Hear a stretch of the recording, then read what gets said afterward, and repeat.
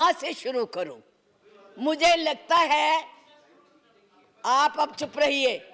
मुझे लगता है बैठकर इंटरवेन न करें आप। मुझे लगता है कि एक कुशल गृहिणी अपना ट्रंक उसको पेंट करके अपनी पुरानी चीजें उसमें डाल देती है। यही इस अभिभाषण में है, कुछ नया नहीं है। वही उज्ज्वला है, वही दीनदयाल है, और वही पे जो है मिशन की बातें हो रही हैं। बेरोजगारी की कोई बात नहीं है, महंगाई की कोई बात नहीं है, क्योंकि इनको उसकी चिंता ही नहीं है। ये नौजवानों के लिए कुछ करना ही नहीं चाहते। आज विद्यार्थी जो पूरे देश में झंडा लेके खड़े हैं, उनको अपने भविष्य का फिक्र है कि हम डिग्री तो ले लेंगे पर नौकरियां कहां से लाएंगे, क्योंकि इस अभिभाषण में उसका कोई जिक्र ही नहीं है। ये अभिभाषण ऐसे लगता है जैसे मुंगरी लाल के सपने दिखाए जा रहे हैं। मुंगरी लाल के 2014 में भी दिखाए थे, अभी भी दिखाए रहे हैं। अभी राणा जी बोल के गए, राणे कि जी कांग्रेस भी मैनिफेस्टो देती थी, हमने करके दिखाया है। आज अगर आप गरीबी की रेखा से नीचे देखें तो लोगों का हुआ है। अरे आज यहाँ बैठे हुए हो, हवाई जहाजों में चलते हो और उनमें चलते हो, किसने दिए, किसने बनाए?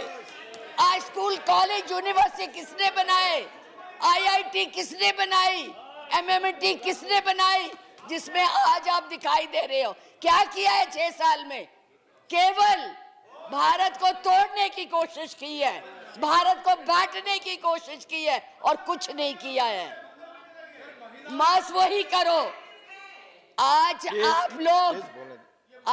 आप लोग इस देश को इस तरह से बांटना चाहते हैं। कुछ नहीं है, ना महिलाओं के लिए है। आज पूरी महिलाएं जो है इस चिंता में है कि हमारा भविष्य ठीक है, हम सुरक्षित है, वहां उनको कुछ दिया नहीं जा रहा। और मैं ये कहना चाहूंगी कि मैं पूछना चाहती हूं, क्योंकि आप बहुत इतिहास के बखे हुए हैं, मोहम्मद गौरी को किसने बुलाया था? किसने कहा था दिल्ली में आंख बंद करने के लिए? कौन जयचंद था? कौन जयचंद था? महाराणा प्रताप जब हल्दी की घाटी में लड़ रहे थे, किस राजा ने उसकी मदद की अकबर के खिलाफ में? बैठ जाइए, बैठो, बैठिए, चुप करके बैठो। सुनो मैडम, प्लीज आप चेयर को एड्रेस करें। मैडम प्लीज, इस तरह की भाषा ये एक भील जाति के लोगों ने, एक भील जाति के लोगों ने महाराणा प्रताप का साथ दिया था। कहां थे तब? आज बात करते हैं देश को आजाद कराने के लिए अहिंसा का पाठ पढ़ाया। आप क्या जाने अहिंसा, जो लाठी लेके तो ट्रेनिंग देते हैं, आज लाठी की जगह बंदूक और रिवॉल्वर आ गए हैं। और हमने सिखाया आपको अहिंसा, आपने सिखाया है जनता को हिंसा, नफरत। पर बोले, इधर बोले, और चेयर को एड्रेस करें प्लीज। आप चेयर को एड्रेस करें। और आज तो मैं उपाध्यक्ष जी देशद्रोही की भी परिभाषा पूछना चाहती। क्या है देशद्रोही की परिभाषा? किसको देशद्रोही कहते हैं? मुझे याद है जब कम्युनिस्ट पार्टी ने भारत की आजादी को नहीं माना था, 4 साल के लिए बैन कर दी थी, लेकिन उनको देशद्रोही नहीं कहा था नेहरू ने। सरकार ने देशद्रोही नहीं कहा था। पंडित नेहरू के खिलाफ लोकसभा में वाजपेयी जी बोलते थे, उनको देशद्रोही नहीं कहा था। आज कोई भी आपके प्रधानमंत्री के खिलाफ, आपके गृह मंत्री के खिलाफ, उनकी नीतियों के खिलाफ बोले, वो देशद्रोही हो गया है। उनको जेल में डाल दो, उनको पकड़ लो। 6 साल के बच्चों को भी नहीं आप तो छोड़ रहे। आप क्या करेंगे? आपके पास ना तो कोई कार्यक्रम है, ना आपके पास भारत के लिए कोई नया सोच है, कुछ नहीं है। केवल एक सोच है कि कैसे इस देश को तोड़ा जाए। 70 साल में अब उपाध्यक्ष जी हमने पाकिस्तान का इतना नाम नहीं लिया था जितना ये 6 सालों में ले रहे हैं।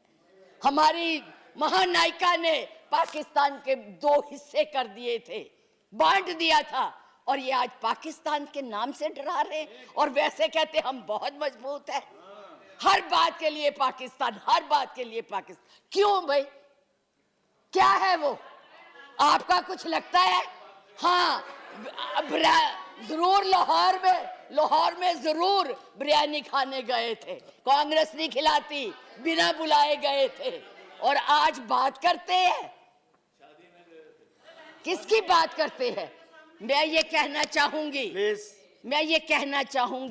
कि इस भारत को मत तोड़िए। बड़ी मुश्किल से पटेल, नेहरू ने इकट्ठा किया है, आप तोड़ रहे हैं। आप नहीं कहते हैं, आप तोड़ रहे हैं, इसका विभाजन कर रहे हैं, लोगों को बांट रहे हैं। मैडम, आप चेयर को एड्रेस करें, आपस में चर्चा लोग, ना करें। मैं उनको एड्रेस ही नहीं करती जी, मैं उनको समझती कुछ नहीं हूँ, वो है ही कुछ नहीं, जिनको बोलने की समझ नहीं है उनसे क्या बात करनी है।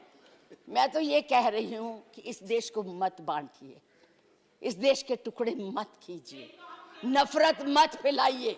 बहन जी चुप रहिए, अपनी बारी में बोल लेना जो बोलना होगा, अब चुप करके बैठी रहिए प्लीज। अब देश के टुकड़े मत कीजिए। आज जो हम इस स्थिति, आपका इसी सीए ने, आज जो आपका एक ही देश था, पाकिस्तान आपसे नाराज, चाइना आपको कुछ नहीं समझता, नेपाल भी आपसे खफा हो गया है, और बांग्लादेश था जिसको भी आपने इस सीएए से नाराज कर दिया है।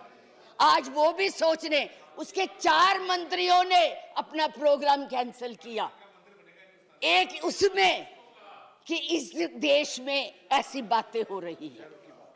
इतना ज्यादा आप कहते हैं कि यूरोपियन यूनियन को हक नहीं है बोलने का, प्रस्ताव लाने का, तो उनके एमपी क्यों ले आए थे? उनको कश्मीर क्यों ले गए थे? आपने खुद उनको इनवाइट किया है, आपने खुद इसको इंटरनेशनल बनाया है, आपने खुद इनको, दूसरे लोगों को इसके ऊपर दखल देने के लिए बुलाया है, और उन्हें नहीं बुलाया। जब तक हमारी सरकारें थी किसी की हिम्मत नहीं पड़ती थी हमारे देश की तरफ देख ले। आप लोगों ने किया है ये सब, अपनी करतूतों को छुपाने के लिए उन लोगों की मदद ले रहे हैं। आपके पास कोई प्रोग्राम नहीं है, आपके पास कोई कार्यक्रम नहीं है, केवल एक कर्म है कि गोली से उड़ा दो जी, मार दो जी, खिला दो जी, यही आपकी यही आप करने जा रहे हैं। इसलिए मैं आप लोगों से कहती हूँ कि इस देश को मत बांटिए, इस देश की एकता को बनाए रखिए। इस देश में जो भी यहाँ है, आज वो सदियों से रह रहे हैं, अभी नहीं आए हैं। अब पाकिस्तान और बांग्लादेश, अरे भाई वो तो है ही इस्लामिक कंट्रीज, उनके बारे में क्या बोलना है? हम तो सेकुलर, हम तो धर्म को मानते हैं। किस धर्म की बात आप करते हैं? किस राम की बात करते हैं जिसने अपनी मर्यादा को रखने के लिए जनता की बातें सुनी थी? उस जनता की बात सुन के उसने सीता को वनवास भेज दिया, और आप लोग बात तक नहीं करना चाहते।